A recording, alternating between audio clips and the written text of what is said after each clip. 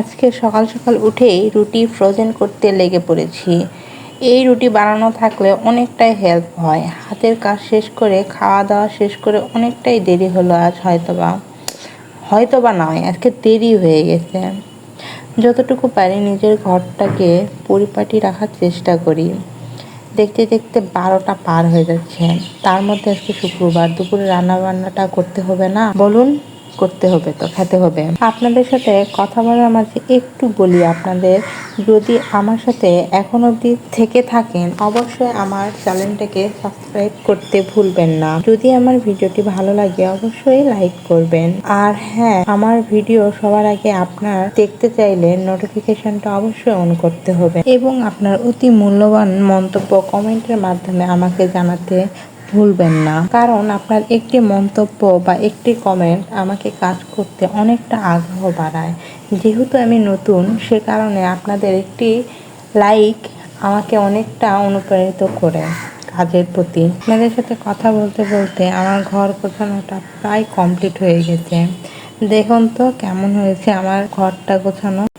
হাতের কাজ শেষ হতে হতে দুপুরে রান্নাবাড়িতে অনেকটাই দেরি হয়ে গেল। তার মধ্যে আজকে জুম্মার দিন, তাও কিছু করার নাই, দেরি হয়েই গেল। সপ্তাহে একদিন ডিপ ক্লিন না করলে কি হয়?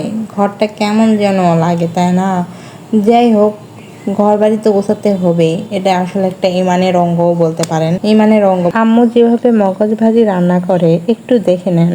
আর হ্যাঁ, রান্নাটা অনেক মজা হয়েছিল। আপনাদের সাথে কথা বলার মাঝেই রান্নাটা অলমোস্ট প্রায় কমপ্লিটই হয়ে যাবে। দেখুন, এত শর্টকাট মগজ ভাজি রান্না এবং এত সুস্বাদু হয় খেতে, কি আর বলি আমি। আপনারা যদি না খান তাহলে তো বুঝবেন না, সেই জন্য অবশ্যই আপনাকে এভাবে রান্না করে খেতে হবে। আপনারা যদি চান রেসিপি আকারে তাহলে আমাকে বলতে পারেন। আমি তো আর একটা কুকিং চ্যানেল হিসেবে ইউজ করি না, যা সারাদিন করি সেটাই তুলে ধরার চেষ্টা করি। আজকে দুপুরে মেনুতে ছিল মগজ ভাজি, সাদা পোলাও এবং গরুর গোশত। আপনারা চাইলে আমাকে জানাতে পারেন আপনারাও কি খাওয়া দাওয়া করছেন আজকে। আমি চেষ্টা করব আপনাদের কমেন্টের উত্তর দেওয়ার। আজকে আবহাওয়াটা অনেক সুন্দর, কখনো কাঠফাটা রোদ, কখনো মেঘলাময় দিন। একটা দিনের মধ্যেই কত কিছু আল্লাহ তাআলা দিয়েছে। আল্লাহর নিয়ামতের শেষ নেই, সেজন্য আল্লাহর কাছে শুকরিয়া আদায় করারও শেষ নেই। জলদি ছাদে চলে গেলাম আপনাদের দেখানোর জন্য যে কেমন ওয়েদার। দেখছেন, এত সুন্দর ঠান্ডা বাতাস আর হালকা হালকা বৃষ্টি পড়তেছিল। এরপর হঠাৎ চলে গেলাম শহরের মধ্যে, নওগাঁ জেলা পার। আজকে আর নয়, সামনে কোনো এক ভিডিওতে আপনাদের সাথে গল্প হবে। ততক্ষণ পর্যন্ত ভালো থাকবেন। আল্লাহ হাফেজ। চলে গিয়েছিলাম একটু বাতাস খেতে।